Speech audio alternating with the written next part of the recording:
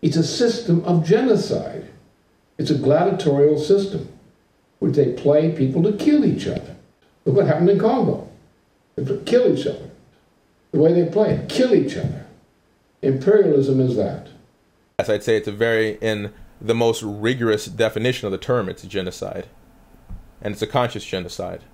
But it's happening at a much faster rate than what happened in Nazi Germany. So in a certain sense, genocide in those terms was far less efficient than what's happening in Africa. Has been the biggest killer of our children.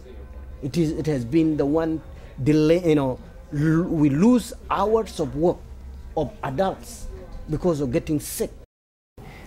Is that it's killing off a whole race, and in that sense, you would say this is some kind of genocide.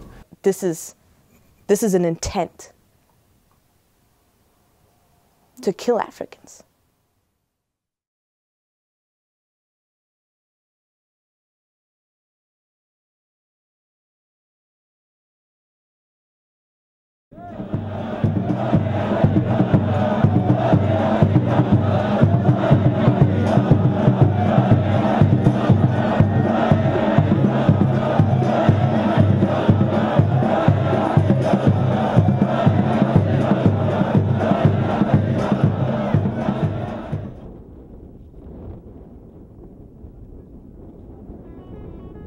Before the horrors of war, famine, and disease witnessed in Africa in the latter half of the 20th century, Lyndon LaRouche had uniquely forecast the coming disintegration of the very fabric of civilized existence as a result of intentional economic policies. That collapse would initially overtake the regions where the standard of living was relatively lower, as was the case of the African countries brutalized by the colonial powers.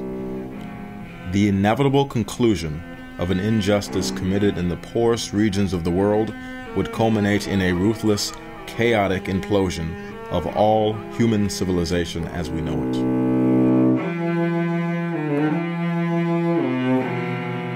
The accuracy of this forecast demonstrates today's miscomprehended notion of economics, absurdly treating the world as a patchwork of separate competing interests, instead of recognizing the underlying unity of human action on this planet.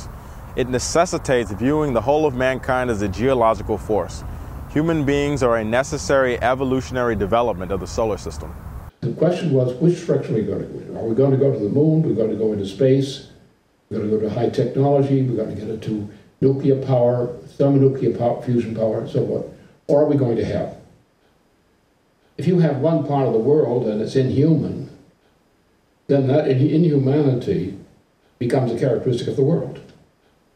If the world consents to that, then it is destroying the world. Human thought, though intangible, invisible, and seemingly immaterial, has an indisputable physical effect on the world, which is unique relative to all other creatures and processes on Earth, and, as far as we know, the solar system. Failure to unleash human imagination and creativity, which has shown itself to be the characteristic organizing principle of our entire planet, results in total collapse. On the contrary, imperialism as a policy, represented today in the form of globalization, is by its very nature opposed to any scientific approach. This system has reduced countries, once optimistic about development and technological advancement, to raw materials exporters and, in the worst case, mere looting grounds plagued by genocidal warfare. African nations, once seeking freedom from colonial evils, have been subjugated by famine and disease. And now, this age-old British free trade system of globalization threatens to condemn the human species to an early new dark age. In a time where nations, once self-sufficient, are now dependent on external materials cartels for their existence, we are confronted with an awesome task if we are to survive this present crisis of the world economy. It is genocide. And it's done by getting people to kill each other or to become stupid and not practice any progress. Tell them your natural culture is what you should have, which is a way of starving to death, of dying disease, of short life expectancies. And so Africa is being kept, so the raw materials of Africa are not being developed. They're being preserved for the benefit of the entertainment of the British and some Americans who cut in on the deal. So the Africans are left to die. Every evil starts with imperialism and colonialism. In colonialism, people are not equal. Some are slaves, some are just workers, and some are, aristocrats. In order to really understand British imperialism, you have to go back to, for example, what happened in Southern Africa, the British South Africa Company. That was a private company that had a militia that got a charter from Queen Victoria. The colonialism that many people don't see, but is very, very real in the sense that the finances, the economies are controlled and they're manipulated from London, Lisbon, and so forth. The British are the only empire on the planet. That's a fact. All empires are based on monetary systems.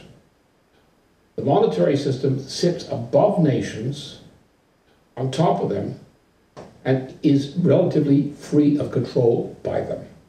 Look at the entire post-war period, where Truman and Churchill organized arrangements, contrary to Roosevelt, and they set genocide into motion again. Same thing. The dismantling of the post-World War II Bretton Woods Agreement in 1971, a decision spearheaded by the British, sabotaged long-term development policies in the world's developing sector countries. With this crucial break from the world of fixed exchange rates and a gold reserve system tied to the dollar, the world embraced free trade. The International Monetary Fund and the World Bank became usurious creditors, loan sharks, denying entire nations the right to credit for development and forced them to pay murderous artificial debts. Countries that were in the greatest need of loans from the World Bank for internal development underwent mandatory restructuring of their economies. This restructuring eventually overwhelmed the subject nation with debt, trapping their governments and enslaving their people. Looting enslaved nations became the trademark of British imperial policy. Today, a small handful of mining companies dominate the vast majority of mining operations on the entire African continent. In fact, the entirety of control of the world's resources today lies in the hands of a network of companies largely based within the British Commonwealth. The Commonwealth countries enjoy the unbridled extraction of resources, controlling the vast majority of raw materials minings on Earth. A look at the masters of the international raw materials trade reveals a top-down control of world resources by a small London-centered oligarchy. What has become known as globalization today was the inevitable culmination of empire. Instead of acting scientifically, society has moved towards an increasingly inefficient mode of operation as a species. Raw materials extracted in one country and shipped out to be processed in some far-off place for reasons of profit is a functionally entropic and doomed process. Under globalization, cartelized companies ship mined ores from the southern shield of Africa, a great percentage of which are unusable in the final product, over great distances, and process them far away from the source of their extraction. In this way, it requires unnecessary hours of labor and represents a net decline in efficiency of resource consumption for society as a whole. On top of this inefficient management of resources, the labor employed in the process of resource extraction in African nations does not employ high technology and is therefore labor intensive. In that process, the total free energy of society becomes negative as man-hours per unit of production increases. Nations like the United States cheapen the cost of goods in their country by exporting production to countries where the cost of that production was relatively cheaper, otherwise known as slave labor. However, This advanced nation is now faced with the quagmire of competing with the cheaper cost in developing countries and is forced to reduce its own labor costs and capital investments. Similarly, investments into productive and potentially productive labor as a whole collapses. A disproportionate layer of the population of the advanced nation assimilates into the service economy and massive debts accrue as the real income level of society collapses. The rate of depreciation of physical society coincides with the rate of accumulation of debt and fictitious financial values, leading to a hyperinflationary